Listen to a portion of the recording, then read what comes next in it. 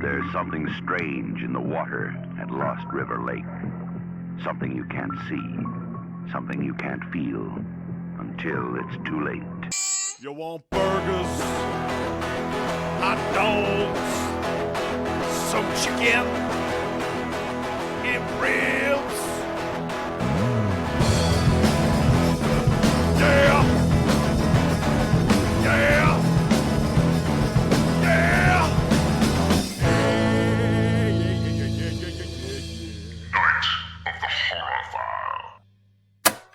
So, okay, we're going to be talking about Jaws and Piranha on this episode.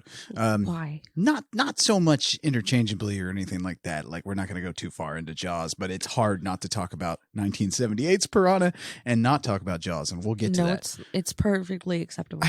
But we will get to why it's hard. Now, I don't believe you. It's hard. Anyway, but so which would you think is worse? Like getting eaten alive by a shark or getting eaten alive by piranha?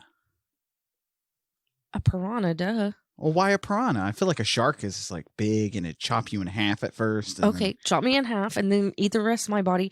Piranhas are really going to take little jabs and shit. And then, so like it's going to be like a bunch of bites versus like one big one. Like death from 1,000 cuts or something like that. Yes. What the fuck was it? What Sonny Chiba movie? Anyway, we're not talking about kung fu movies here. Welcome to Night of the Horror File. Hello. This is a podcast where I take a horror movie or just a general movie nowadays and show it to my beautiful wife, Brittany, who has seen nothing. Absolutely nothing. Absolutely nothing. Except for romance films. I feel like we're going to... Well, you've seen a lot of rom-coms. Okay, but that's not romance films. Okay, good point. Good point. It's not like Emmanuel or anything like that. I don't even know what that is. It's one of the most like produced pornos ever. I have it on the shelf over there. Of course you do. Yes, I know. Anyway, so what did we watch this week? I guess Piranha, since you already told them. That's true. Okay, we watched Piranha. Spoilers. But this is our first. Is this our first foray into the aquatic horror section? I feel like it is. Have we went swimming at all? We went floating on the river. Oh, we did. Oh, oh, we did. We did with our episode on Deliverance back in the day. Oh, Lord. Poor fucking Ned Beatty. But no. This is a more traditional aquatic horror. Nobody's getting butt raped, thank God. Well, I don't know if I could do another scene like that. But back in the year 1975, a small film named Jaws came to the scene. Directed by Steven Spielberg and receiving praise from critics and filmgoers, Jaws was a mammoth success and went down as one of the most influential films in America's cinema. Wait a second. Okay. Wait a second. I'm going to interrupt you this time. Oh, shit. I'm getting interrupted. Why do we need details about Jaws? Well, I'm going to get to that. I think that's stupid. I'm going to get to it. Okay, so neat. Brittany has no idea the lovely career of Roger Corman. But needless to say, exploitation and schlock producers and filmmakers were bound to try to capitalize on its success. We see that nowadays with like The Conjuring and stuff. Conjuring comes out, a bunch of like shitty Conjuring copies come out, right? Right. So today's such film is one of the best. Piranha, directed by Joe Dante and written by John Sayles, was produced by the king of low budget, Roger Corman, and his company, New World Pictures. Now shot in 30 days on a budget of $660,000, Piranha has all you need in a good schlocky B-movie fun. You got breasts, blood, and beasts. All the 3 Bs, as Joe Bob Briggs would say. So let's waste no time and go swimming with 1978's Piranha. So we meet your fate. Oh, shit. You went like classic kung fu movie on me. Are you gonna kick my heart out? Yes. Oh, shit. Oh, and then I'm going to karate chop your nuts off. Oh, that's harsh.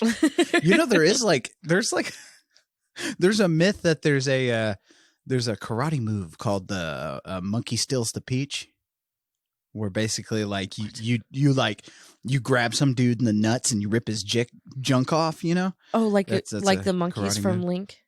Oh yeah. That was last week. Oh Wait, God. What?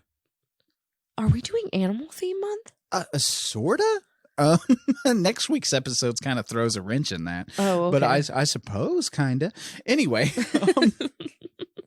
so it's Junk Ripping Month. hey, there you go. We're ripping dicks off. It's Dick Month. Sorry. Again. There's an even famous dick in this movie, and we'll get to that. But I say this is the best of the Jaws ripoffs. As Corman put it, it's his homage to Jaws. But Steven Spielberg himself said this is the best of the ripoffs of his own movie. And he and Joe Dante even went on to collaborate on projects like the Twilight Zone movie from 1983. Now, Universal went to the lawyers when this came out, accusing Corman of blatantly ripping off their property and spoofing Jaws. Guess who went to bat for Corman? Steven Spielberg, who had seen this in advance with a crowd and absolutely loved this thing. So Universal dropped the lawsuit. And we'll kind of get to that. Universal may have had alternative motives, you know, ulteriorly. What? How do you say that? It's Oklahoma. Ulterior. Ulterior motives. I think that's how you say it. Oh, I have to have a linguist on here to actually be able to speak. But we'll talk about that later on. That they may have ulterior. Okay, moving on. Other motives. Other motives. Holy shit. So is it my turn yet? It is your turn. I'm sorry. One of these days. It's just going to be the intro. Until you interrupt me. The rest of the hour and a half is just going to be murder.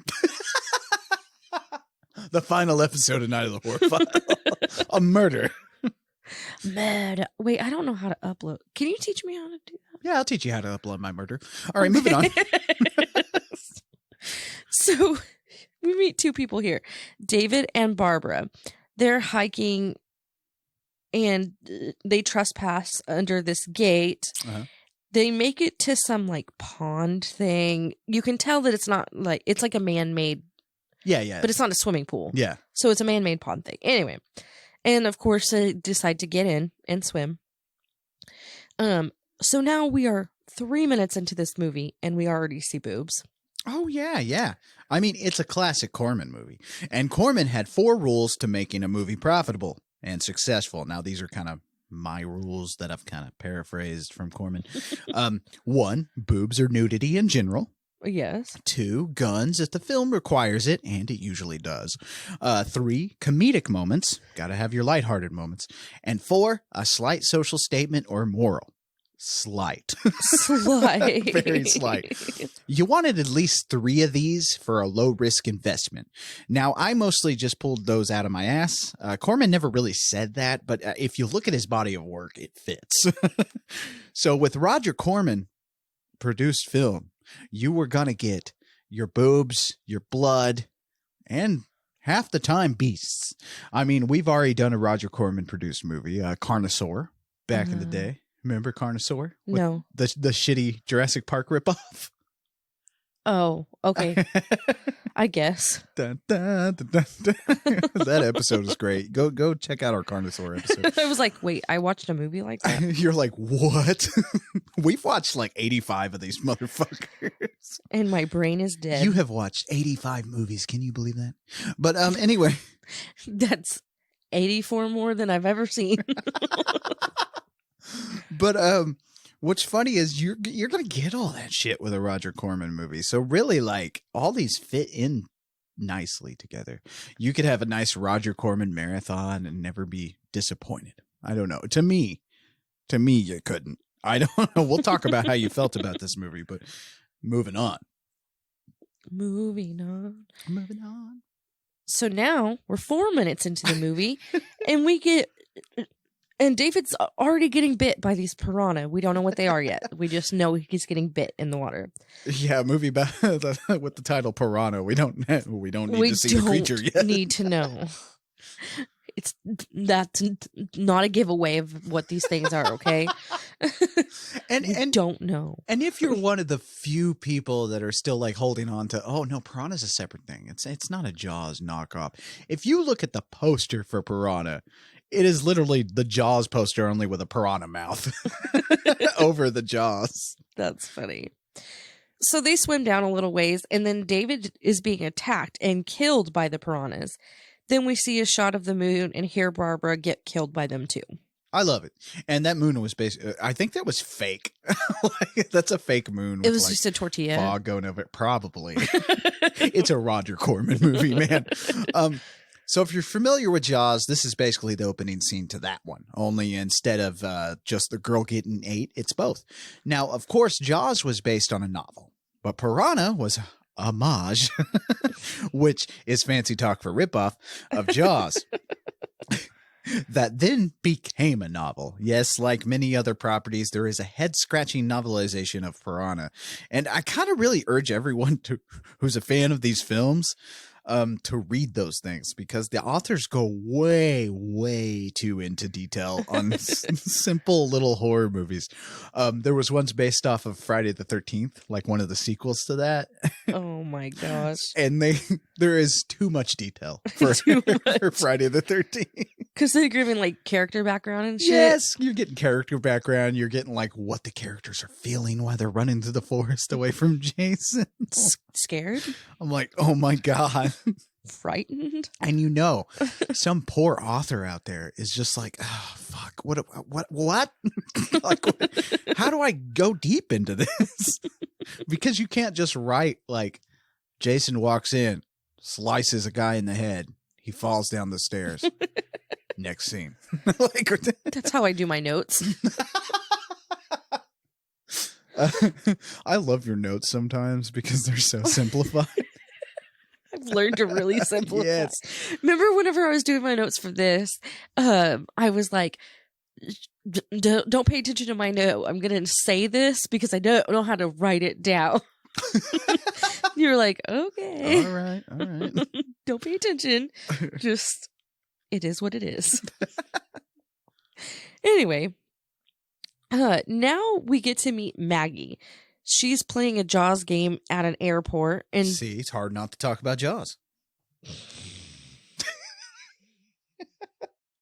And she's working. She's going to go find someone out of town, David and Barbara. We'll find out in a minute. And she's a little ditzy. Maggie is kind of, I don't like Maggie.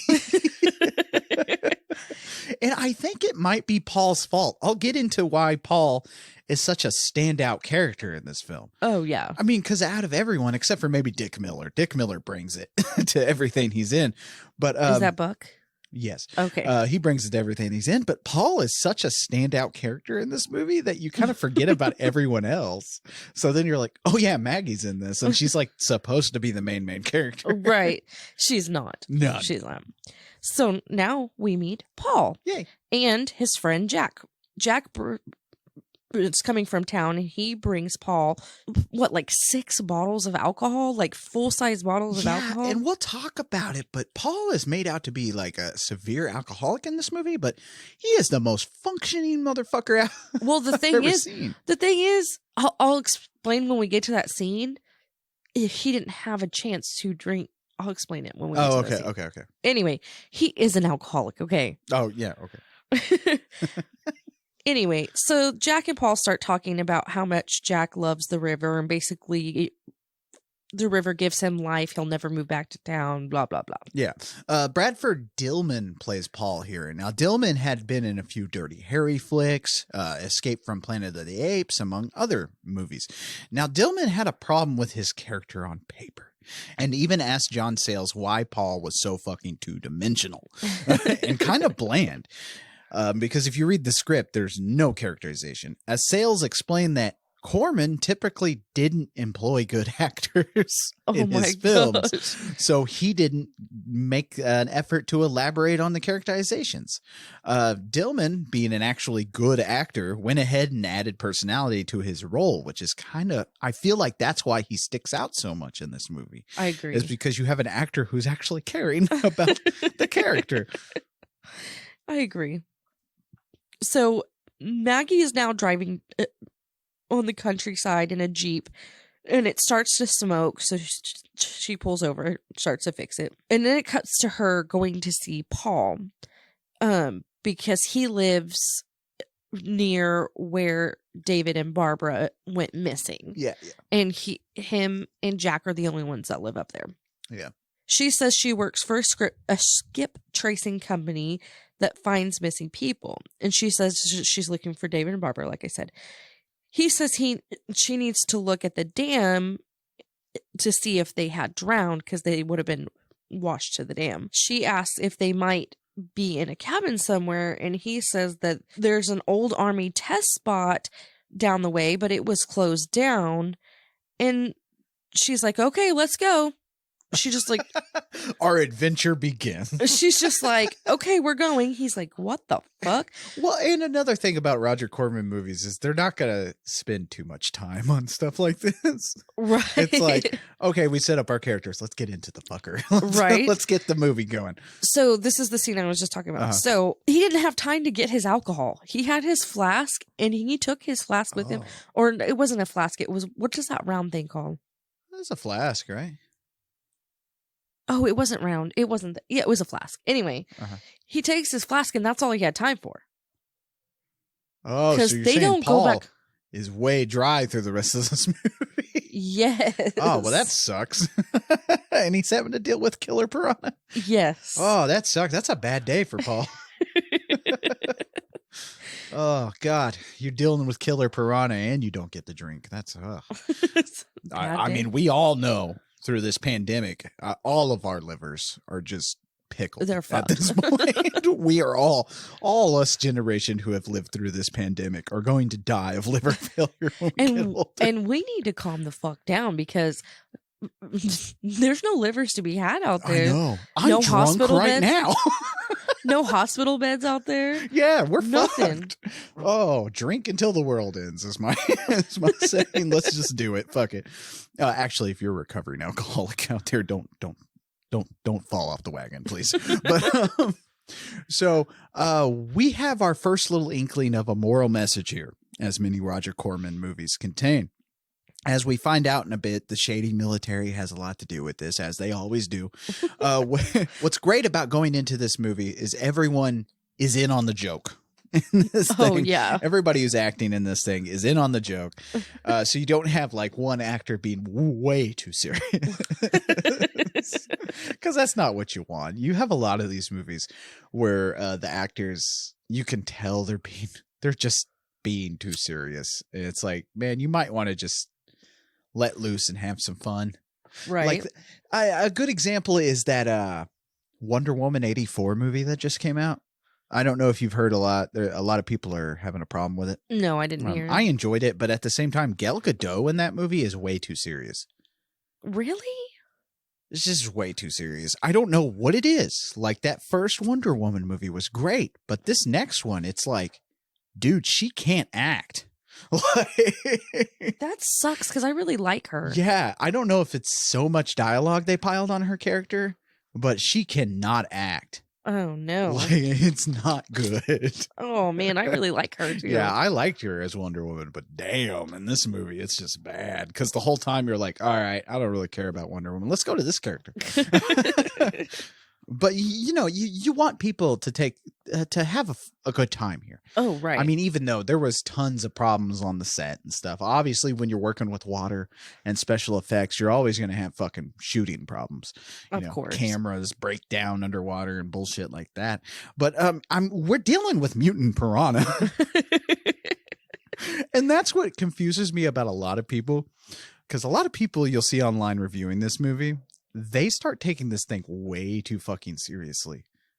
I'm like, what are you doing? You know what's funny is I don't think you really told me that it was a comedy until I started watching it, and I watched it as a comedy. Yeah, no joke. And that's the best thing about a Joe Dante flick is it's just like we talked about this with other directors and stuff like that. Is if you're laughing, you're supposed to be. It's okay. Like It's okay. This is a light horror movie. It's supposed to be comedic. Right. I mean, it's killer fish. Like, yeah, and Joe Dante would go on to direct Gremlins, for God's sakes. That makes sense. Yeah. Like you see this. I mean, he directed Orca, the killer whale. There's a killer whale killer movie. Like, oh my whale. gosh. Orca. It's even funnier than this movie. So they break into this test site and at the abandoned army base, and they go check it out. They find the water spot and find Barbara's necklace, so they know that Barbara and David were there. Yes. They go inside and see if they can drain the water from the pond because they think that they had drowned in this little man-made pond thing. Well, they find a rabbit and a warm cup of coffee, which they didn't expect because it's supposed to be abandoned. Yeah. And there's this weird little creature watching them, like walking around, which is really weird. And all of these kinds of weird animal experiments in jars. Yeah. Like, what the fuck are they doing? Most of this is just to set up the fact that, spooky military experimenting on animals for what? I don't know. But why would the military do that? I don't know. We find out that these fish were bred for some kind of for the Vietnam War, and I don't know. You're reaching if you want to dive too deep into that. Right. But one of the funny things you might notice in this lab is, like you mentioned, there's a little stop motion lizard looking thing that's running around. Yes. Now, that was placed by Joe Dante as an homage to Ray Harryhausen. Now, we've talked about Harryhausen on this movie with stop motion and stuff like that. He was fantastic at that shit. The idea, though, would be this thing would pop up throughout the film and grow bigger and bigger and be more involved in the movie. Why? I don't know, because it's Piranha. But there wasn't enough money to put this thing into the entire movie. I love it. I love stories like that where there's not enough fucking money. It's like, well, we had this. It's like, well, why did you show it? Right. We could have done without it. Why did you put this in the movie? Right. Because it's this stop motion lizard looking thing, and it's just dropped. It's like Nobody says never anything comes about back. it. Yeah. Nothing. It's very weird. So Maggie finds a box with Barbara and David's clothes, and she says they were there and they never left. Bum, bum, bum. And she wants to drain the pond. So she pulls the lever, and this man jumps out and attacks them. No! No! A fantastic no by Kevin McCarthy, by the way. So they end up knocking him out. They go out to the pond, and it's now drained, and they find these bones, but it's just animal bones. And the man that attacks them steals Maggie's Jeep and wrecks it. He flips it, and they go to check on him, and he's still alive. So we come to find out through this little chain of events that if Maggie and Paul hadn't drained this pond, the whole problem probably would have. It would have been never contained. happened. They should have listened to that. No. No. I love the fucking. There's so much over the top acting in this movie, but Right. it feels natural. Like it feels like it belongs here. It's not Right. annoying like you would find in some of these movies.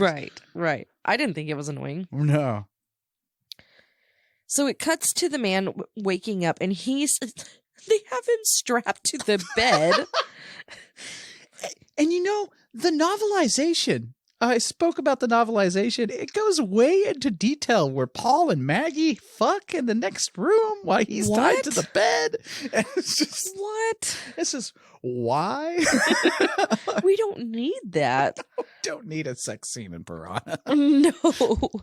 So he's all bandaged up, but he's tied to the bed, and he tells them that they didn't know what they have done, and they're going to kill everyone.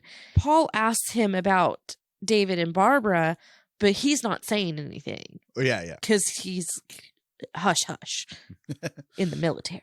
And I'm sorry. When you really start thinking about this movie, don't.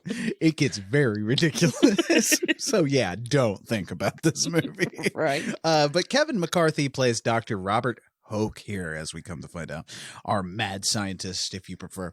Now, McCarthy is no stranger to horror movie glory. The original Invasion of the Body Snatchers, for one, The Howling, Twilight Zone, the movie, the list goes on. I know him very well because of another inappropriate film from my childhood, UHF, the Weird Al Yankovic movie, where he plays the kind of like the other station's overlord kind of guy. He's an amazing villain in that movie. Oh my gosh. Now, Hoke is the first person who actually uses the proper pronunciation of piranha. It's piranha. Piranha instead of piranha, but I'm not a fan of properly enunciating words, so we're just going to keep going with piranha. Right. So Maggie asked Paul about his drinking problem, and he's not very happy about it. He literally, through this entire movie, Paul wants a drink. I think in this scene is the last scene that he drinks. And that's because this is the last scene where they're like at his house. Oh yeah. And he's not very happy about it. But he ends up telling her about his kind of sad life and telling her about his daughter who's at camp down the way, but does live with him. She's just at summer camp. And it doesn't say if his wife died or if she left him. I don't know. Paul is kind of an enigma almost, because it's like, it kind of seems to me that Paul split with his wife and went and lived in this cabin. That is what he did, but did she die? Maybe? Did he drink her to death? I don't know. I have no idea. So it's the next day, and they say they need to get the man to help, but they don't have the car anymore because he fucking wrecked it. And Paul says they need to take him by raft. There's a raft that him and his daughter built, and they have to take him by raft. They're about to Huck Finn him down. Right. Oh my God. Again, don't think about this movie. Right. So now at the summer camp, we meet Paul's daughter, Susie, who's afraid of the river. And the counselor says that she needs to swim out to get her badge. And she doesn't give a shit about no fucking badge. She's like, I am not getting in the river. Fuck you, dude. Right. And the other counselor comes and tells Susie that fish don't eat people. Okay. And he's really rude to her and tells her to get guts. He doesn't say it like that, but... Get in that water. Yes. In that water, little girl. This is the douche counselor. I never caught his name, so I just called him the douche counselor. Because I don't give a fuck about his name. Oh my God. They go to a few links, like I said, to really make Paul look like a drunk loser. Yeah. But is he? I don't really think. I mean, he has a pretty chill ass life, just living in the woods by the water, wrapped in like Huck Finn, drinking, having a good old time. I mean, I think one of the weirdest things I've ever read about this movie is some people, like I said, try to make Piranha out to be more serious. Right. I've read words like grungy thriller to describe this movie. In reality, it's just a light, fun time at the movies. It's every other Joe Dante movie. Joe Dante is glorious at just, if you're going to watch it, if you sit down to watch a Joe Dante movie, you know you're going to get a good time. Right. You're going to have fun. You don't have to sit there and think too deep. Deeper. But grungy thriller is not something I would call this movie. I don't know. I think people use the word grungy like way too loosely nowadays, because like if it's old, somebody's like, oh, it's a grungy thriller or it's a grungy horror film. It's like, dude, it's just old. You don't have to say grungy. Right. Every time you say grungy, I start thinking about Kurt Cobain. You know what I was thinking? A grungy thriller would be, oh no, it's not even a thriller movie, but that movie about what's the name of that band? The satanic band, and they like ended up like killing people. Shit, that's a lot. The one with Macaulay Culkin's brother. Oh, that fucking movie. Lords of Chaos. Yes. That movie is so fucking funny on different levels for me. Yes. Because no one in that movie, it's a movie about Mayhem. If you know your heavy metal, you know Mayhem as in the Norwegian black metal band. That Right. was pretty serious, kind of hardcore, but in reality, they were just nerdy kids. They were grungy. Yeah, they were just nerdy kids who fucking took things way too seriously. But in that movie, Macaulay Culkin doesn't even try to sound Norwegian. Is it Macaulay Culkin? No. I'm sorry. It's why do I want to say Richard Culkin? His name is not Richard Dick Culkin. No, his name is like Rory Culkin. Yeah. Rory Culkin in that movie does not even try to sound Norwegian. No, he doesn't. It's just like Rory Culkin. It's like, dude, somebody better try to sound Norwegian in this movie. So through the whole thing, you're not taking it seriously at all. And he's like, we're going to play true Norwegian black metal. And I was like, nobody in that time period would have said that they're playing true Norwegian black metal because they're Norwegian and they're playing black metal. They don't need to say that. Because that wasn't a thing until late. No. Yeah, anyway. That's funny. Sorry. We went on a tangent about Lords of Chaos. But that was grungy to me. Yes, I understand what you mean. Yes. So Jack is sitting on his dock fishing with his dog, drunk off his ass. Yeah. And his dog starts to whine and freak out. And then Jack gets attacked by the piranhas. And honestly, dun, dun, dun. Take away the piranhas, but like some of these people are living a fucking awesome life. You just get drunk off your ass, hanging out with your dog by the fucking river, fishing, living off the land. Fuck everybody else. I think I'm going to do this. But anyway. No. Well, you could come with. Like, everybody can come with me. I mean, I'm just saying, it sounds like a life, After all this Twitter mess and all the shit going wrong in the world, do we need the internet? I don't know. Anyway, Jack is played. Well, I guess you wouldn't be able to hear us, but maybe that would be good. I don't know. But Jack is played by Keenan Wynn, who was a talented actor who came from a long line of show business folks. Now, his father was, by the way, oh no, I mentioned it. Fuck. Now, his father was the burlesque and television comedian Ed Wynn. Now, Ed Wynn is important because he was one of those actors who made a killing and a name for himself as a buffoon on the silver screen. Oh. There aren't many people like this around in show business anymore.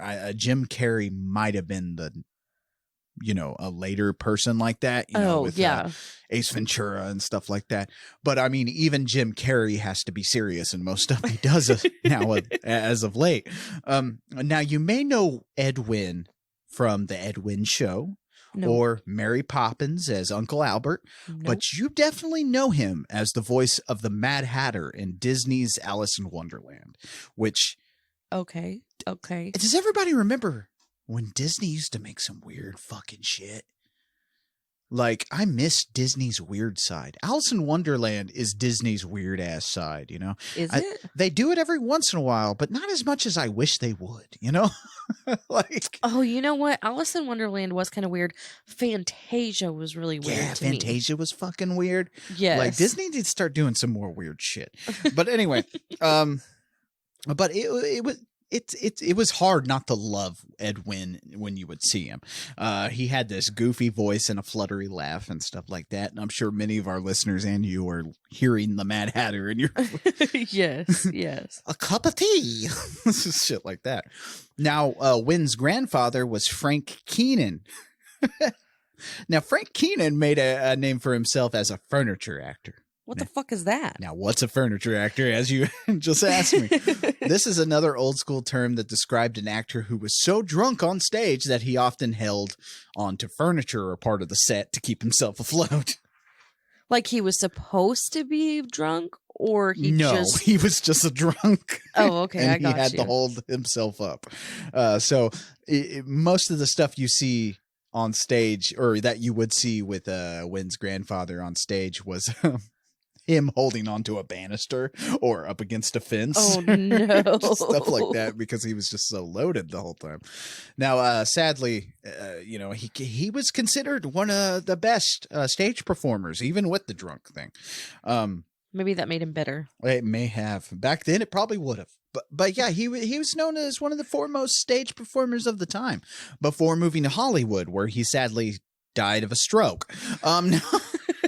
Right in front of his wife on stage. Now, maybe he shouldn't have drank so much. Yeah, I feel like that's how I'm going to die. I'm just going to die right in front of you while I'm talking about some nonsense 80s slasher movie.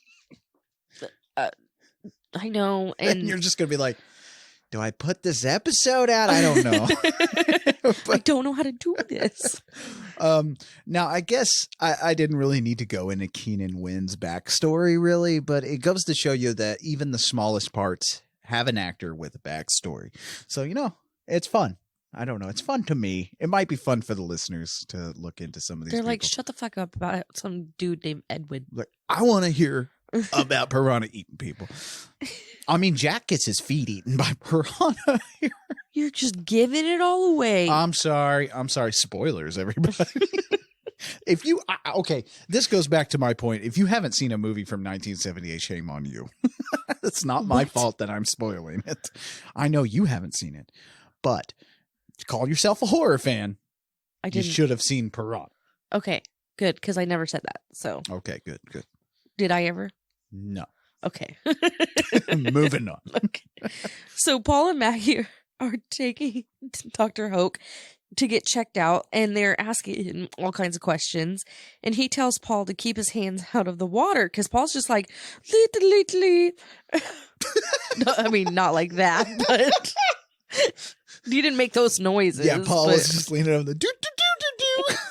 He's drunk Maybe off his he was ass. drunk. He might have been drunk. But then he tells... I made myself laugh with that one.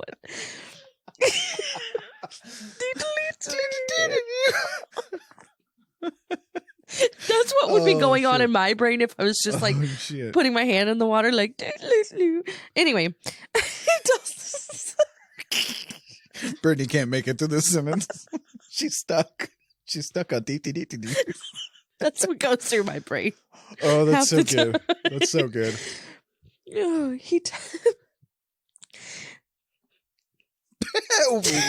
We're waiting. I'm so sorry.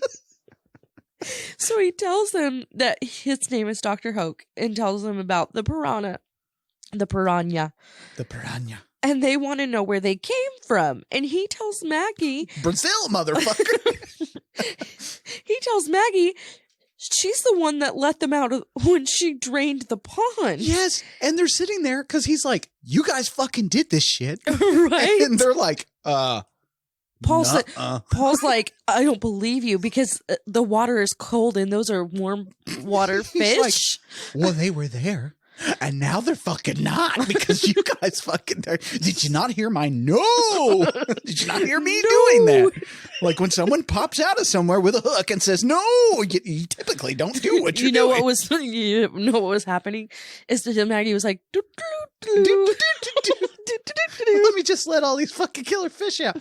But seriously, they just fucking glaze over this because, I mean, Dr. Doak doesn't make it through the end. Spoilers, everybody. Dr. Hoke. Dr. Hoke, Dr. Doak. That's from fucking GoldenEye from Nintendo 64.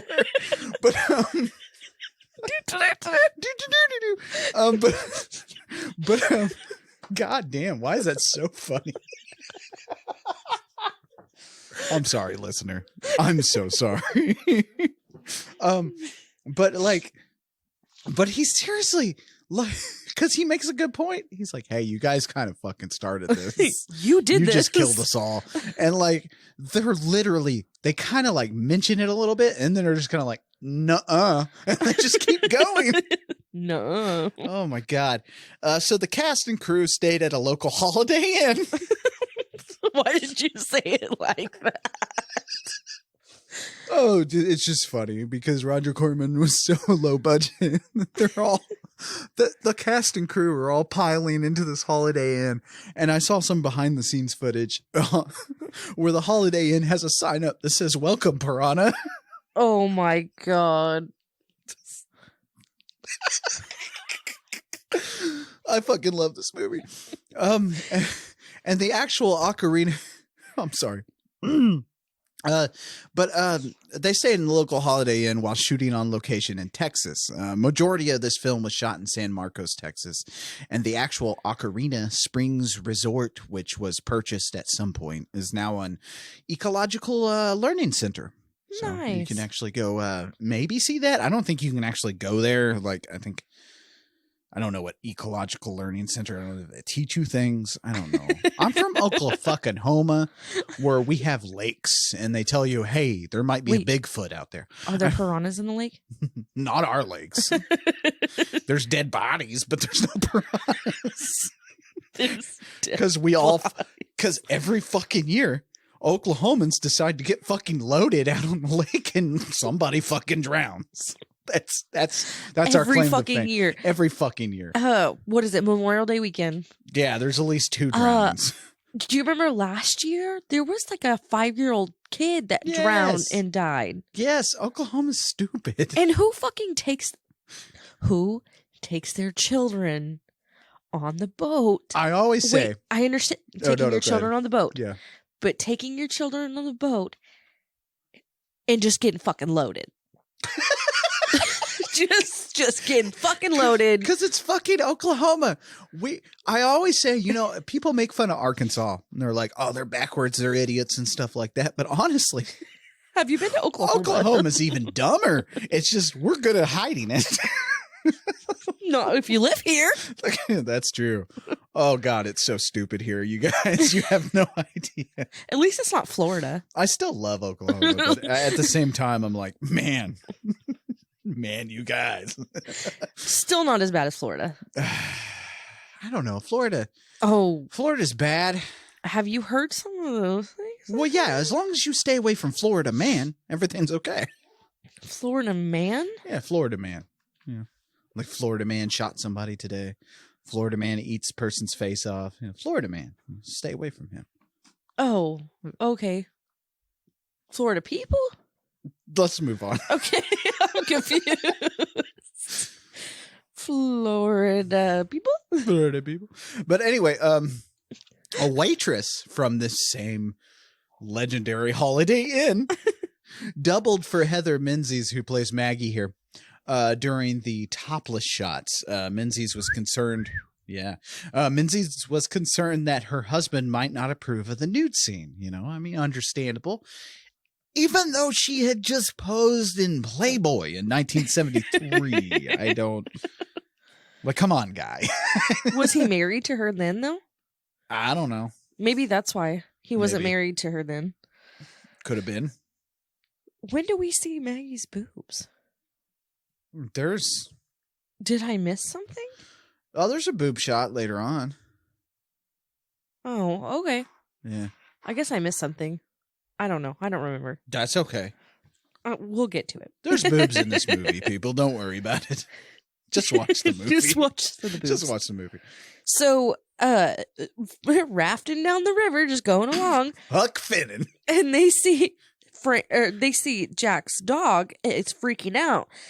So they come up to the dock to get off the raft, and they see Jack dead, and his feet are just picked clean from the piranha. Nothing else, just like his ankles and his feet, and his little bones are sticking out with blood everywhere. Why'd you say his little bones? Little bones. Because it makes it look like he's got chicken feet. That's what it made it look like chicken feet, like bloody chicken feet. You cannot tell me any different. You guys, if we haven't convinced you yet, Piranha is a fucking great movie. Go watch it, please. Oh, I'm crying here. So Paul is pretty upset, and he says he's gonna bury him. And Maggie's like, "Shouldn't we call the police?" And Shouldn't we fucking say something to somebody? And he was like, he never wanted to go back to town. Okay. All right, man. Somebody died. We should probably say so. No, he just buries him.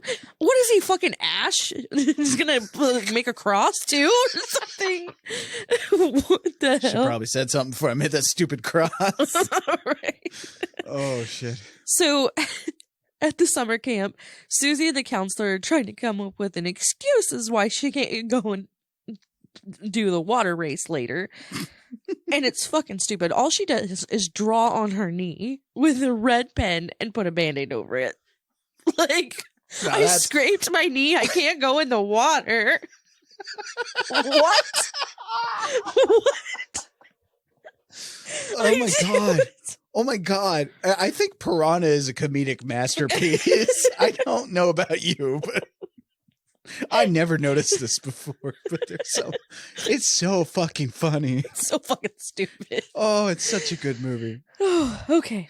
All right. Then we get a scene of a boy and his dad, and they're fishing in their little boat, and then dad's messing with the net in the water, and he reaches down and he starts to get bit, and he ends up falling in the water and getting eaten by these piranha, and this boy is just stuck on this turned over canoe. And the dad, he's going down, right? He's getting eaten. Stay back. Stay back. Stay back. Boy. Stay back, boy. Stay back where, man? We're We're in the canoe in the middle of this fucking river. What the fuck do you want me to do, Dad? oh my Jesus. Oh my Jesus. I can't laugh anymore. I'm hurting. So it's just funny. Have you ever canoed? Yes, we've had this conversation. Yeah. Is this a canoe or is this just like It's a canoe. little boat? Okay. It's a canoe. Okay. Because the way that it flipped and the bottom was, it's a canoe. Okay. Poor kid. He's lucky he didn't get eaten. But anyway, Paul and Maggie and the doctor are back on the raft. Still Huck Finnan. Right. And Dr. Hoke says Why that... didn't they walk? I know. I don't know. I guess maybe it would be faster to raft, I suppose. Right. Dr. Hoke says that this was the Army's doing, and they did this to destroy the Vietnam rivers. They made these fish. Let me explain this just a little bit, okay? They made luck. they bred these fish so they would be freshwater and saltwater fish. So they could release them into the Vietnam rivers and kill all of those people. We're gonna turn the tides of war, boys. We got the piranha on our side. But they said that. Oh my God! It took me a second. What the hell? Oh my fuck. goodness! Oh fuck! But what I don't understand is, okay, they didn't need the fish anymore, but they couldn't find a poison to kill them, so they just held them here. Why didn't fucking pull them out of the water? That's what I was about to say. You know what happens? There's literally a saying: shooting fish in a barrel. Just take them out of the water. They die fuck. that way. Oh fuck! Oh, Piranha's a masterpiece. Oh, it is. They said that they killed some of the fish, but some were so strong, and they just wouldn't die. And he says he's not responsible for what's happening. Well, I mean, he's only half right. It's true. It's true. Half of it's he had Maggie's them fault. contained. I mean, Right. him and his lizard creature had these things. But he Was he getting freaky with that lizard? Oh yeah. Oh no. Oh yeah. Oh my God. Oh fuck. I just keep thinking about the movie Platoon probably would have had a whole different turnout if this Oh worked. my gosh. And now on a Corman produced flick, everything is done on a budget. Hell, even the score to this thing was around $10,000. Now that may seem like a lot to us, but it's pretty typical for a low budget feature to have a score for about $10,000. Okay. A mid-budget will run you around $300,000, and blockbusters are up in the millions. I mean, a John Williams composed score, like in Jaws. I don't remember the exact number, but John Williams was pretty loaded. Let's just put it that way. The extras on this movie. I'm sorry. Oh my God. The extras received $5 and a box lunch a day. I mean, hey man, if you're telling me I'm gonna get $5 and a box lunch a day just to come out and get eaten by a piranha, then fuck it. Am I gonna be on film? Then fuck it. what year is this movie? This is 1978. $5. It is Are you really doing the math of this? Yes. $5 in 1978 is equivalent to almost $20 today. Man, that ain't bad. $20 and a box lunch. All right. I mean, I've worked for less. You know what? That is my going rate. If you want to kill me off in your movie from now on, $20 and a box lunch. I've done worse things for less money. Oh God. And no food. That's terrible. We've been married almost 5 years. Oh, that's true. You did not marry me for my money, I'll tell you that. Or your box lunch. Or my box lunches. I cooked chicken tonight wrapped in bacon and acted like that was like fucking 5-star dining. So you're like, this is the best food I ever made. I've ever fucking made. All I had to do was wrap it in bacon, you guys. I mean, most things. It's fucking true. Wait. So you use that bacon to make your chicken, but you didn't make my jalapeno poppers? Oh, there's plenty of bacon left. I got a 3-pound. Why are we talking on the show about this? Jalapeno poppers, man. Jalapeno poppers. Anyway, so they raft up to this boy stuck on the canoe. And somebody explain why the doctor. I get it. We're trying to show the doctor is a good person, but why? Like, you guys were rafting towards him. He would have been fine. Right. Just pull the raft up. Right. He just fucking jumps out into the water for some reason. I'm coming to get you, boy. To try and save the boy. I know. I was thinking the same thing. I was like, why did he need to jump out? Like, they only needed to paddle like 3 more times. How long was this boy on the canoe before they came up there? Like, at least 10 minutes. Okay, at least 10 minutes. Yeah. What? He could have stayed up there 30 more seconds. It's like, well, what? My contract runs out after this scene, so I better kill myself. So the fish start attacking Dr. Hope, but they end up saving the boy before he gets hurt. And then they try to rescue the doctor, but of course he ends up dying because he's just in the middle of this fuckfest that he started.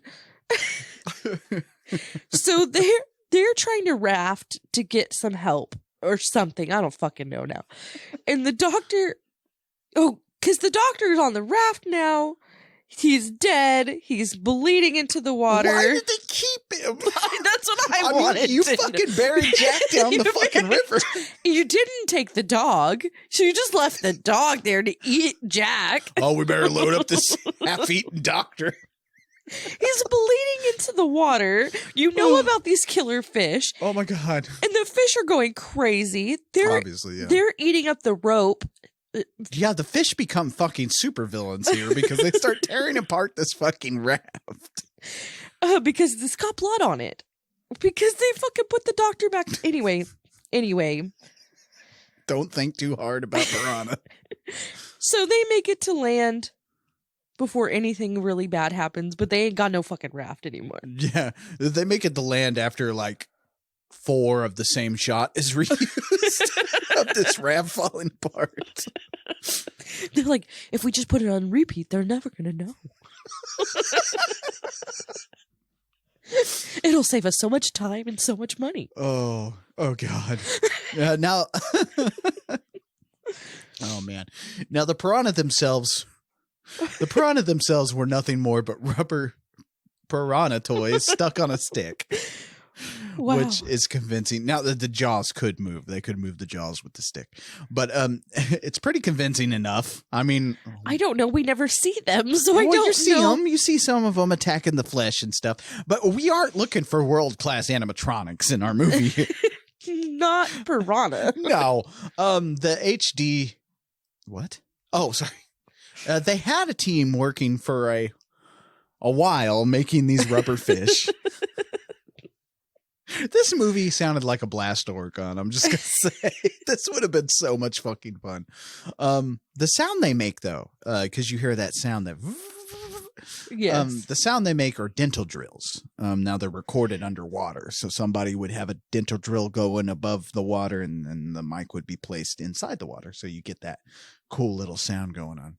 Oh. Now, something you got to respect in films like this is the sheer creativity that goes into it. I mean, when you're working on a shoestring budget, you can't just go out and buy a sound, you know? Right. It's like, shit, all right, I got to fucking figure this out. But why does it have to have a sound? Well, it's more impactful in a horror movie if these fish are making some kind of weird true. noise. That's true. Yeah. Because, I mean, it might be funnier that way, but You if they know were what just would've been silently really, you know doing what would have this. been really funny? What? If they're like doo doo doo.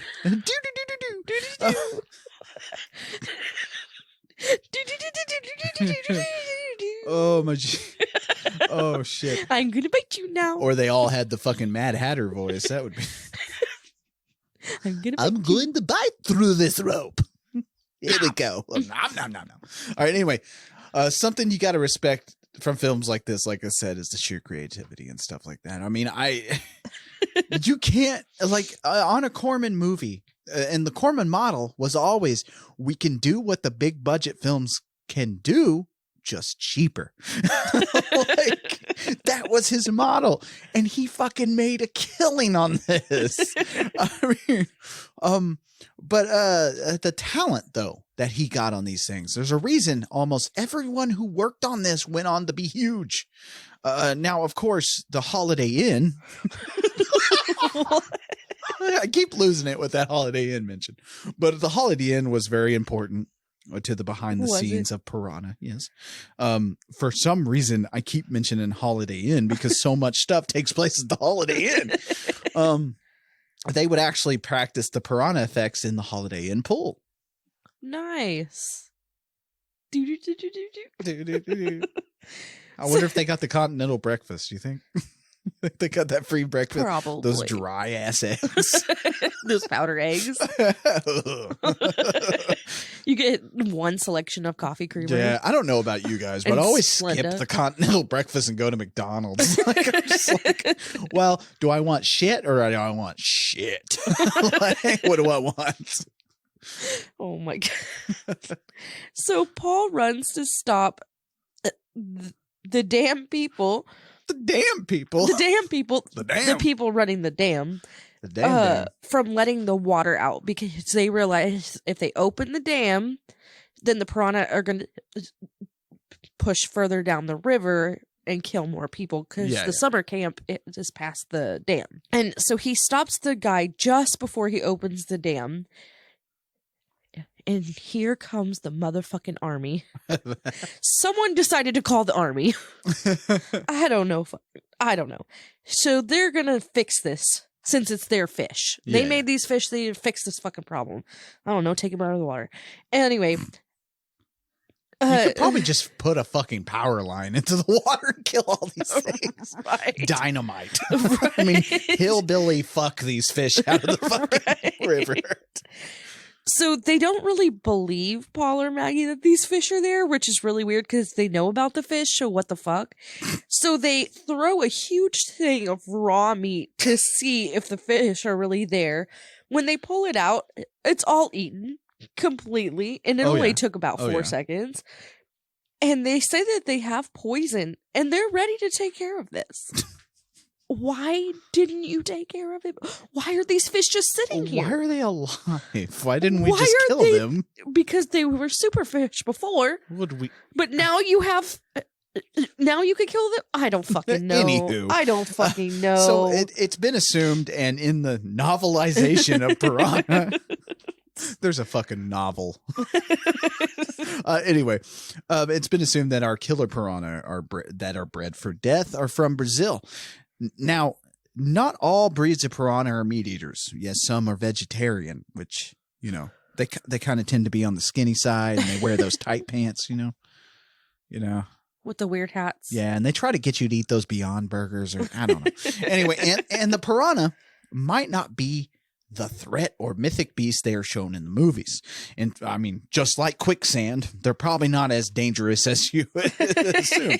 In fact, a lot of the myth behind these little fish comes from Teddy Roosevelt. Now, Teddy Roosevelt was on a trip to Brazil, South America and stuff like that, Brazil. And to oppress this outsider, the locals captured a ton of piranha one day and stored them in a tank, letting them starve. Now,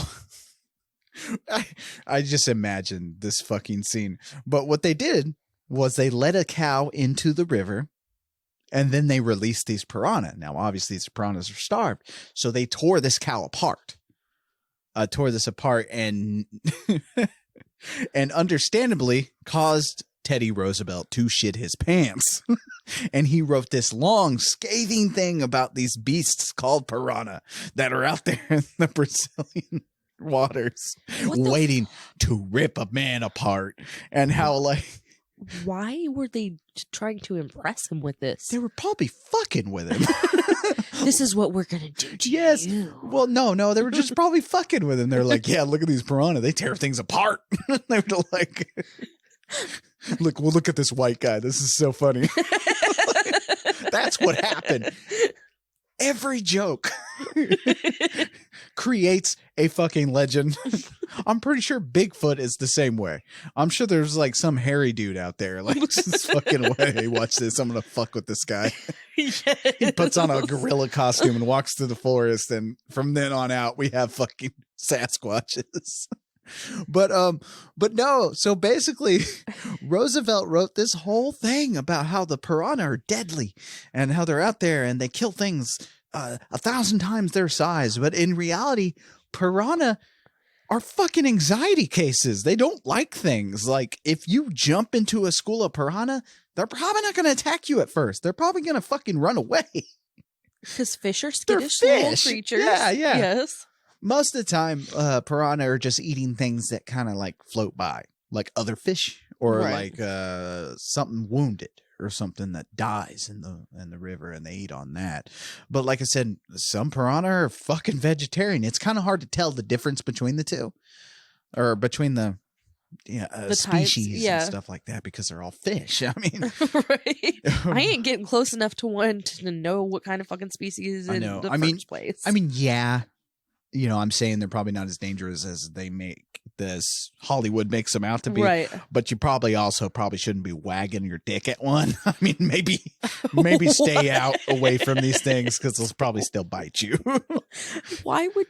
Never mind. I'm not a dude. If we ever cover 2010's Piranha remake, you'll know what I mean. I'll fucking go ahead and say it. Jerry O'Connell gets his dick ripped off in that movie, and you get to see the piranha eating it, and it is fantastic. Anyway. So Paul and Maggie are showing the Colonel, and there's a scientist lady with him because she helped create these piranha. Yeah. That there's a stream in the river that leads back to the main river. So it just makes a big circle. Right. So the fish are able to get away from their poison if they're going to have to figure something else out. Yeah. So then they talk about Dr. Hoke and what he was doing with the fish. And this scientist, Dr. Mengers? Yeah, Dr. Mengers. That's such a weird thing to say. It's very weird. I don't know. Don't think too hard about piranha, everybody. You're thinking too hard. Well, Dr. Mengers and Dr. Hoke were, I guess, in love. Crazy mad scientists in love breeding cannibal fish. No, not cannibal fish. Killer fish. Yeah, I think if they were cannibal fish, this whole situation would have been taken care of. And she kind of covers for him in this situation, saying that he didn't really know what was going on, basically. But they knew. They knew. I just imagine these two having sex in front of a bunch of fish. Anyway, Ew. This is Dr. Like you said, this is Dr. Mangers, and she is played by the amazing, beautiful Barbara Steele, star of one of the greatest Italian film or horror films, Black Sunday.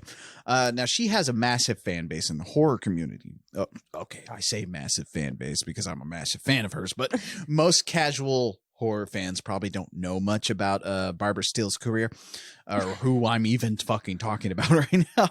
But if you consume horror as much as I do, you'll know her from Shivers, 8.5, Pit and the Pendulum, and of course, like I said, Black Sunday.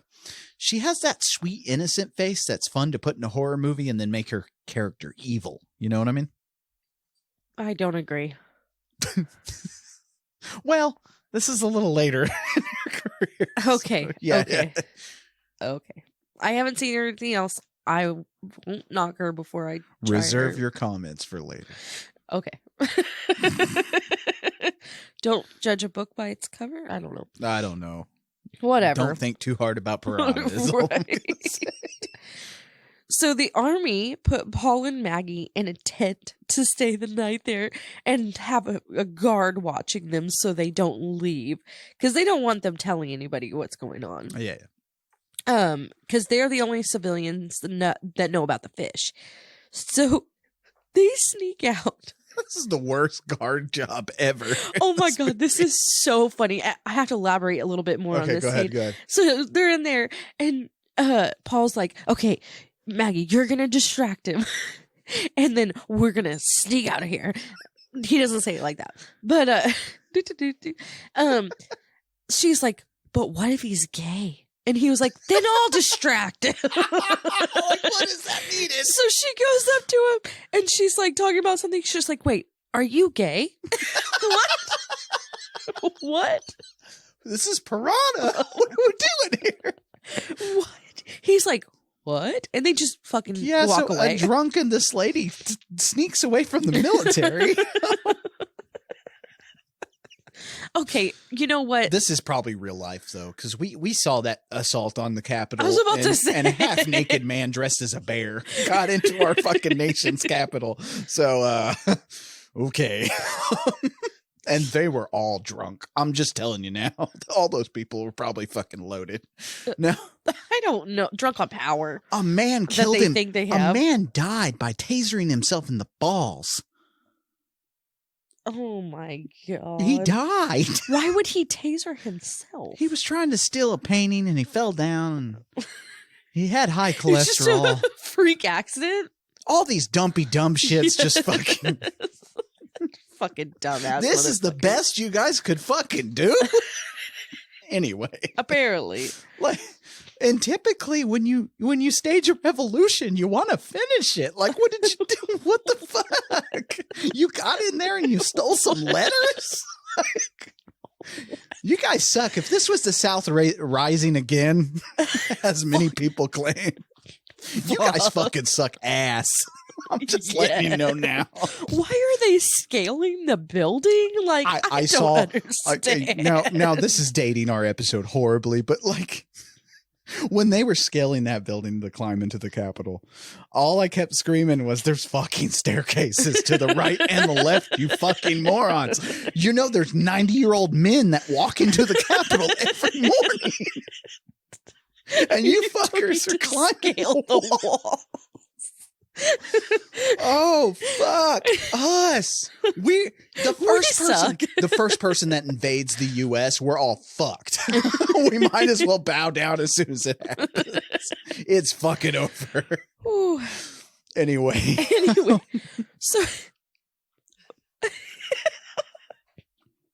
so Paul calls on a payphone. I don't know. That's not funny. I'm sorry. I don't know why it was funny to you. I'm sorry. Anyway, he calls to the camp and tells the douchebag counselor about the fish. And of course he doesn't believe. Well, of course. I mean, if someone called here right now and we're like, there's fucking killer fish coming up the pipes. Okay. Okay, man. So he doesn't believe Paul because, Paul's the town drunk.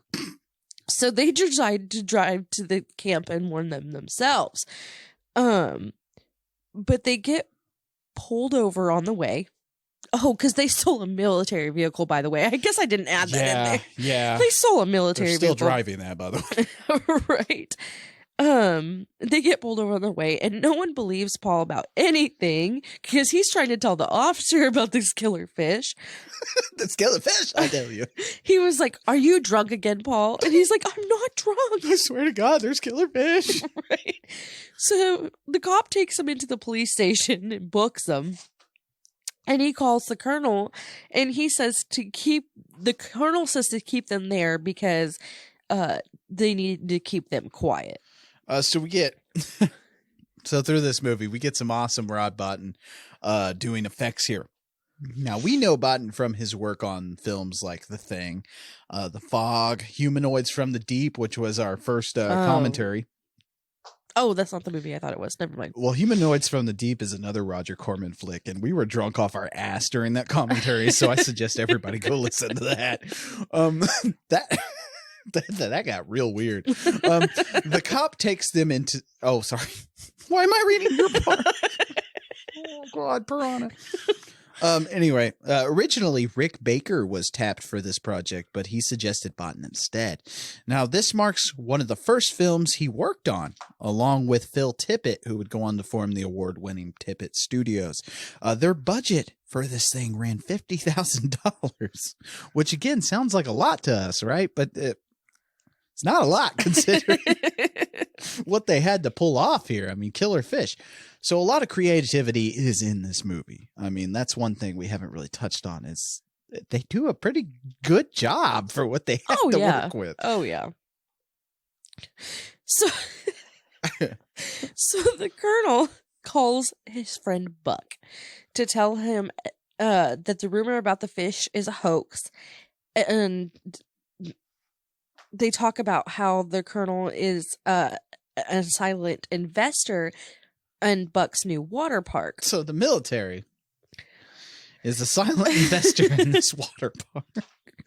Wait, you know what I just realized? What'd you realize? I'm thinking too deep into Piranha, but Uh-oh. were the military going to release the Piranha into this water park and kill people? I don't think that was the goal. But... Oh, I think it is, though. Oh, is it? Ooh. Because why would the military invest in a water park down the way from their killer fish? Did they just want to see people get eaten by fish? I'm confused.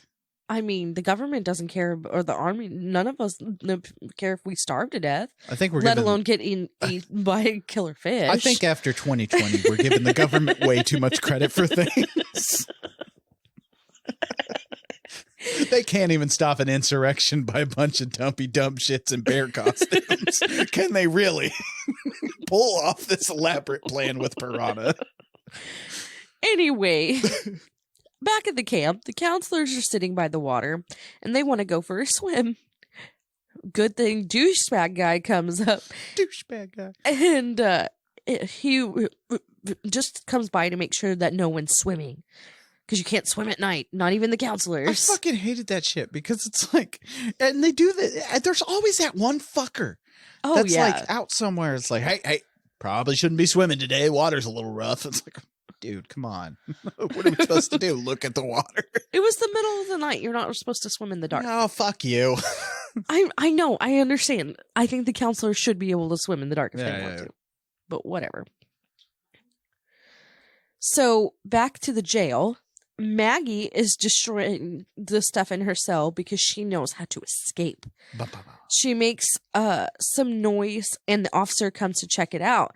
She ends up knocking him out and tries to get his keys. This is one of the funniest scenes to me. And she has to take his pants off to get the keys. And one of the comments that Paul makes, because he's like in the cell next to her, he's like, I didn't know it took you so long to take a guy's pants off. What? What? Come on, man. But yeah, this escape scene is so fucking funny. We're not really giving it much justice because, like, she calls him in as, like, basically like, hey, look at this. And then just hits him. She, like, busts the pipe. It's like, does that fucking work? She breaks. Apparently, there's a toilet with a toilet. Hey, like the top hey, officer, thing. come look. My toilet's not functioning in my jail cell. Please come fix it.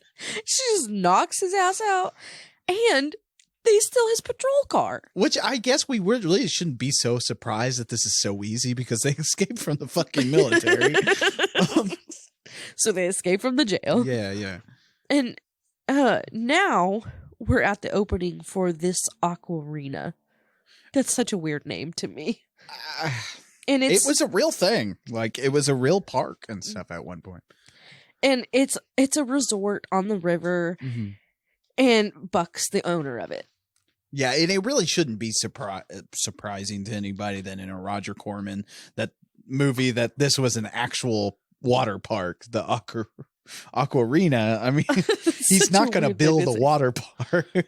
Oh, yeah. They're not going to spend that much money. Well, no. At camp, the campers are lining up to do their swim race. And Susie stays out of the water. And Sir Douche Canoe yells at her to get in the water. Sir Douche Canoe. But she just runs off and hides. Oh, her little fake bandage with the pen is like coming off, by the way. And as the kids are swimming, we see the fish swimming to them. Do do do do do do do do. And the fish start to bite some of them, and Douche Dude notices something's weird's going on. And all of a sudden, one of the fish jumps out of the water and bites his face. I fucking love it. I don't understand, but okay. Fish don't jump that high out of the water. These fish do. They're mutant piranha. They're okay, have you not been following this? That means they could have jumped out and killed anybody else. They're mutant piranha built by a couple that was fucking for some reason while their lizard creature watched. The lizard creature helped. Helped what? Wait a second. Nothing. Okay, Nothing. moving on. I'll guide it in. So, wait a second. Why does Willem Dafoe play the lizard creature? Bring me Spider-Man. Oh my gosh. I'm Willem Dafoe. Oh my god. What happened? Did we just derail? I didn't derail anything. Anywho. So Susie starts to see what's happening, and she takes a raft into the water, and she does not help save anybody except for these fucking counselors. I know, there's so many people She, dying. Beelined for these fucking counselors. She's like, fuck all these other kids. That dude stole my cake. That dude fucking kicked me. That guy, fuck him because of the way he looks. I'm going for these two. They were nice. Right? So she saves one of the counselors, but the other one gets taken under and killed by the piranha. And this death scene of this counselor here is actually a pretty cool shot. A lot of this movie has some really good cinematography on it. Yeah, I'm praising the cinematography in Piranha. Betsy is the name of the counselor here, and she was played by Belinda Belaski. That's a name. Yeah. Who would also work with Joe Dante on The Howling. Now, her death scene was shot in the Holiday Inn pool. What? 30 fake piranha were attached to her body with gaffer's tape, and a bunch of crew members pulled her down with a rope to make it look like she was sinking. Of course, Roger Corman, being the genius that he was, demanded a reshoot of this entire thing with much more blood. Oh my gosh. Yeah. And as with Lloyd Kaufman and Troma, New World and Roger Corman was a huge platform for some of the greatest directors in film. I mean, Joe Dante went on to do so much great works. Hell, Martin Scorsese got his start with Corman. So just because a lot of it is exploitation, and we're laughing at this movie a lot because, I mean, that's what Piranha is. It's funny. It doesn't mean it's shit. It's great stuff. Oh, yeah. And a great history behind it. The cinematographer here was Jamie Alexander, who would go on to do the cinematography on The Gift, a very underrated I believe it was Raimi who directed that movie, and Bad Santa with. Okay, maybe that wasn't a great movie, but it's funny. But Gross Point Blank, which is up there with one of my favorite John Cusack films. So Corman Pictures like put out so many like talented people. Sure. So many talented people come from that. And we discussed that in Trauma Month. You know, you get James Gunn from Trauma. You get all these people from all these like lower end like exploitation movie producers and stuff like that. Oh yeah. So it's very important to not discount some of these lower end movies, you know. It's what started it all. Exactly. So Maggie and David show up at the camp. David tells Maggie to go inside and call the resort and tell them about the fish. The fish, I tell you. Because you know they're going to believe him. Buck gets on the phone to talk to Maggie, and he says, thank you for like warning them, and just hangs up on her. So they decide to drive to the resort themselves. At the resort, everyone is just hanging out, having a good time.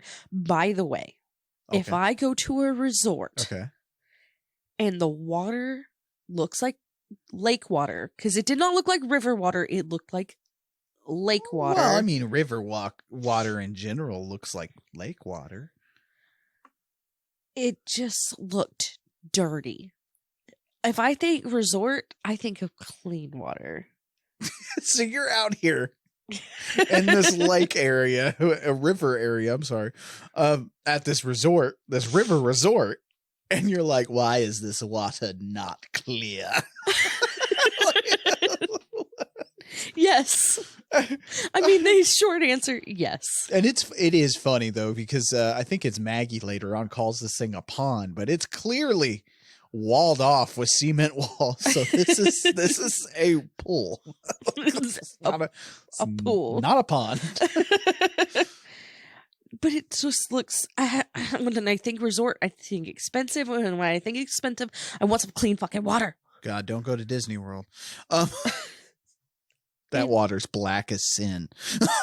That's weird. Anyway, so Buck goes to talk to the colonel and the scientist lady. What's her name? Dr. McFuckstick or something? I don't Dr. Mingala. Oh shit. Oh my goodness. We're skating dangerously close to a Holocaust joke. We need to move on.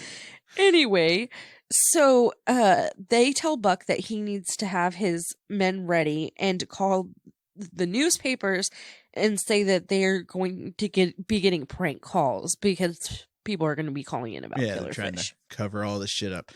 Being that this is a Roger Corman flick, we have our complimentary Dick Miller up in this shit.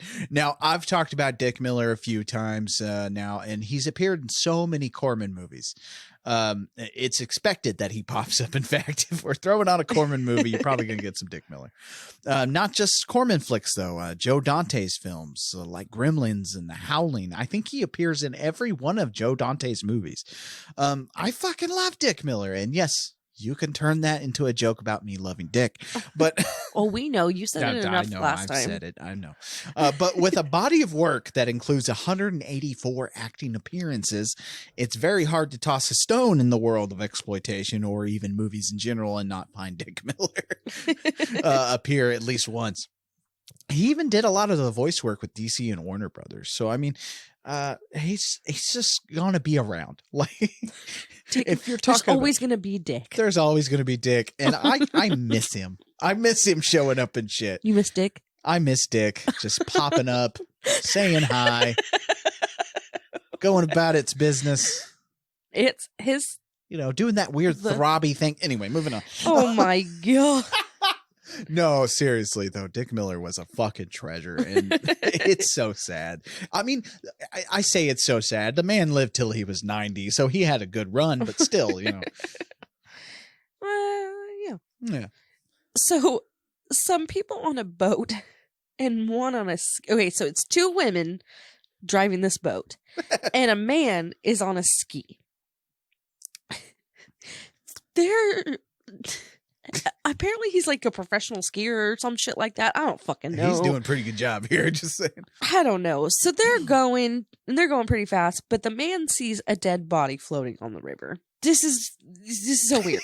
Okay, it's so weird. He sees. We get a fucking honest to God action scene here in a second. This is a little crazy. Okay, so he sees this, and he tells the girls to slow down. But then when they slow down, he starts getting bit by piranha. So he tells them to speed up. So as they're speeding up, another boat hits his line between the boat and him. And then that boat, so their boat, one of the boats, I don't fucking even know. I don't even remember. But it hits another boat. There's like 3 boats, okay? There is a boat explosion. And then the boat explodes. It's actually pretty cool explosion. It's a pretty cool explosion. That's pretty cool. I think they were like, okay, we got some money left in our budget. Dude, we're gonna have a boat explosion. Let's have something blow up. Right. I mean, which I'm fine with. I'm just sitting here high as fuck. Just yeah. Yeah. So the people at the resort. The people at the resort are having fun in the water, and they start getting attacked by the fish. And the colonel sees what's happening and freaks out. Buck's assistant goes and finds Buck and tells him that the piranha are eating the guests. It's so funny because he's like piranha, and he was like, I told you not to say that word. I told you to forget that word ever existed. And he was like, well, the piranha are eating the guests. Yeah, so exactly though. Like Dick Miller does such a wonderful job with just a short amount of time, really. But yeah, he does this with every little bitty role. I mean, we talked about Dick Miller on Night of the Creeps. Remember, he's the guy in the where Tom Atkins goes and gets the flamethrower. He's the guy in the weapons room. Okay. Yeah, he leaves a nice little mark on the film he's in. Right. But that dead body earlier was shaped and modeled after makeup FX guru Rob Bottin. How many times have we seen Rob Bottin but not seen Rob Bottin in a movie? Like The Fog, he plays the pirate, the ghost leper, which holy fucking shit. Do you realize how many comments I got about those lepers not actually being pirates? Like, I got so many comments, and I was like, guys, it was a bit. This is a comedy show. You're supposed to laugh at it. The joke was we were calling these guys pirates and not lepers. So Maggie and David show up at the resort and take a boat. They just show up and just take this boat. Okay, what the fuck ever. Why? I don't understand. And David says they're out of rafts. The piranha ate the other rafts. So David says they're gonna go get some poison and kill the fish. Why they didn't do this before, I don't fucking know.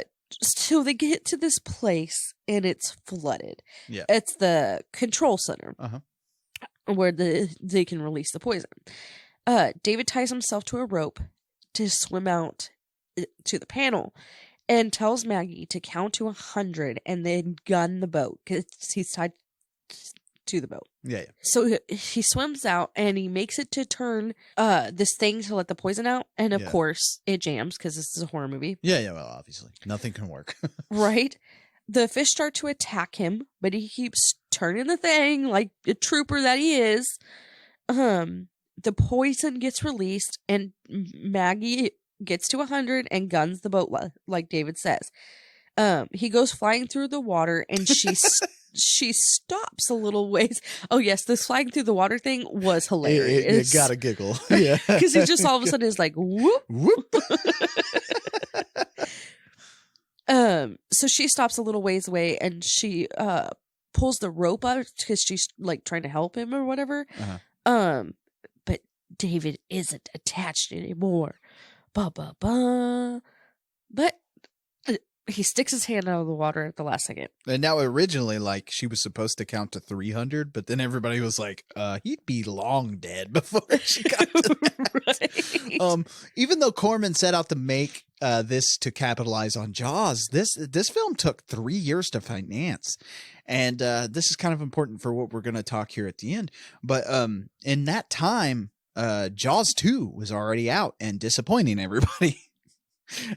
Now, Roger Corman was the king at putting out these veiled imitations of bigger movies.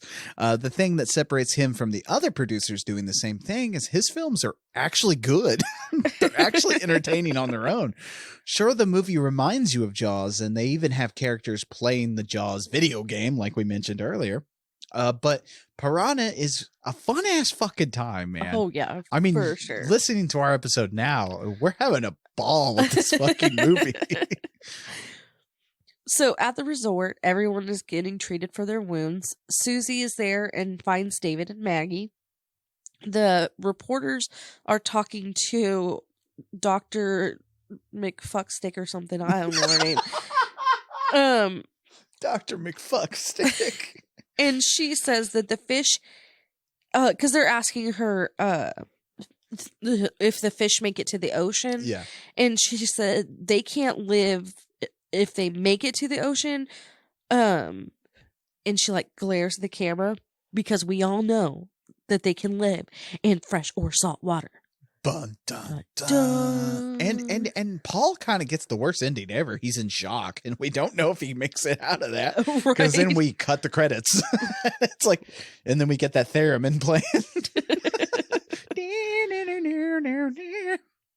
Anyway, so I didn't really mention it, but this movie was on a tight, like 20 to 30 day schedule, with Joe Dante frantically editing this thing at the end. Dante felt that it was the worst thing ever made and didn't have high hopes for the picture.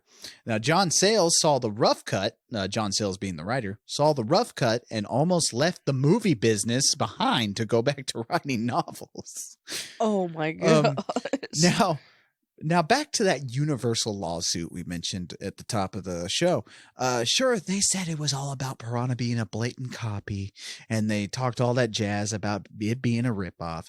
But really, besides a few ticks and a few base level story elements, Piranha is nothing like Jaws. Now here's where things get a little silly. Jaws 2 came out around the same time as Piranha did. In fact, before Piranha.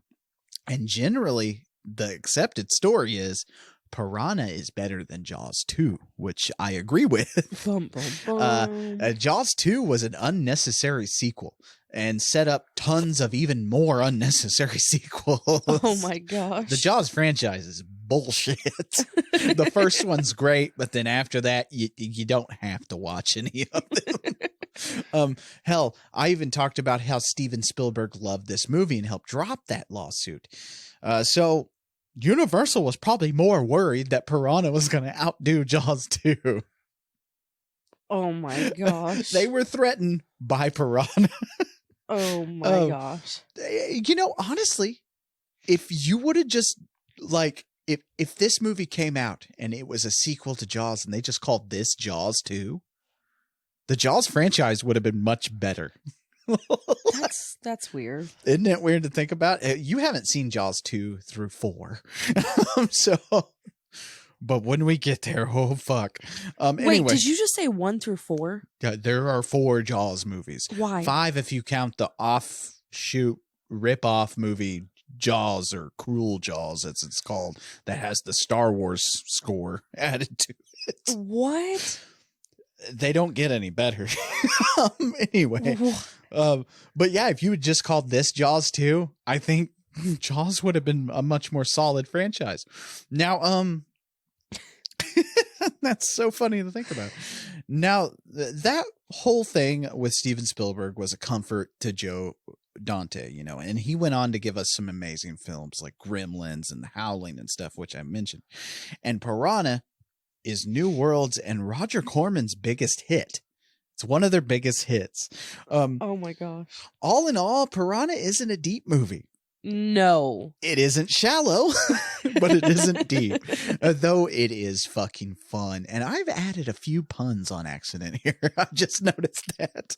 But anyway, it's a fun time at the movies with creatures, tits, and blood. And that's really all you fucking need. There was a sequel made, which isn't as well loved, but it's still pretty entertaining. Then a remake in 1995, which is an acceptable but disappointing TV movie that kind of swims towards boring. But Swims? all these puns. But in 2010, with the help of the gimmick of 3D, the Piranha were back and better than ever, ramping the comedy and gore and tits. Piranha 3D is probably one of the best remakes ever made. First off, it's more of a loose remake, so if you wanted to just call it if you wanted to just call it Piranha 3, you could. Okay. It's more of a sequel, and its sequel, Piranha 3 Double D, What the in fuck? 2012, is fucking bonkers. It is insane. It continues the gory fun, featuring a piranha swimming into a vagina and eating somebody from the inside out. What? Say that again? The piranha goes into someone's vagina and eats them. Like upwards? Like upwards? I think a guy is fucking her, and it's in him, and it comes out of his dick or something, Ugh. and goes into her. Yeah, it's just fucking insane. But Wow. I enjoyed it, even though nobody else did. But I just said that. I fucking love the unnecessary, and those movies are so good.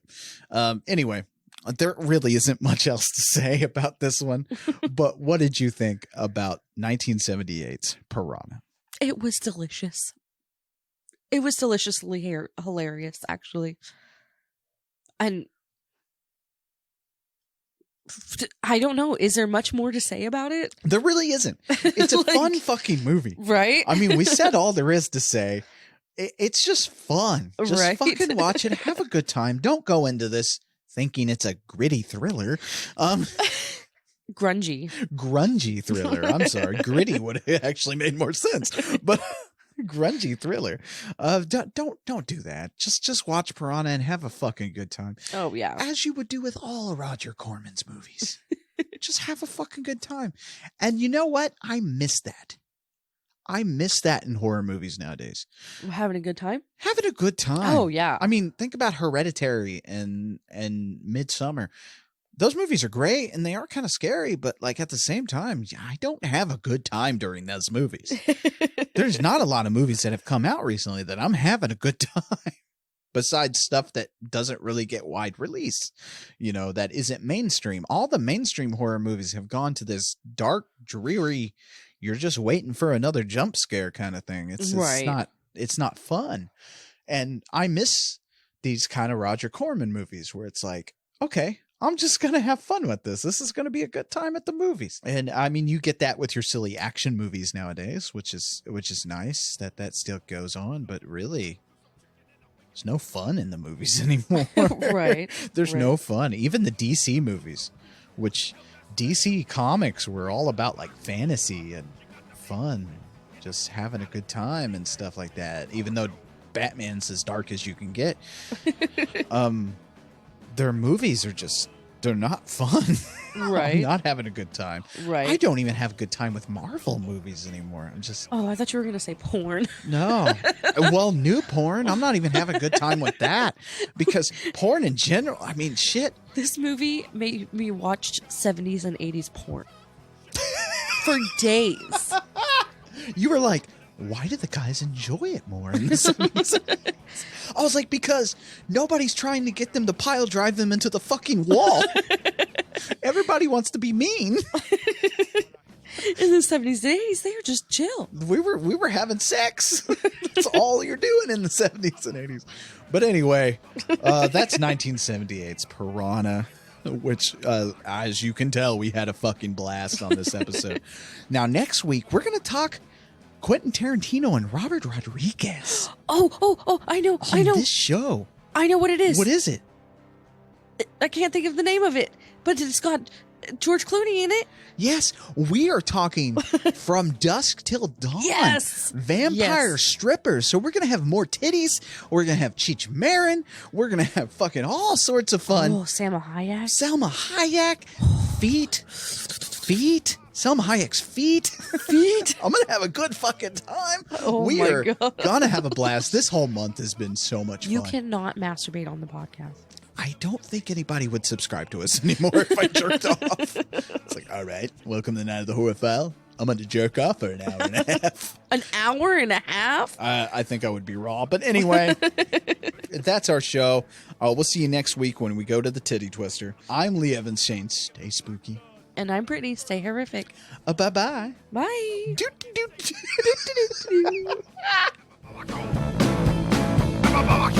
Thanks for listening.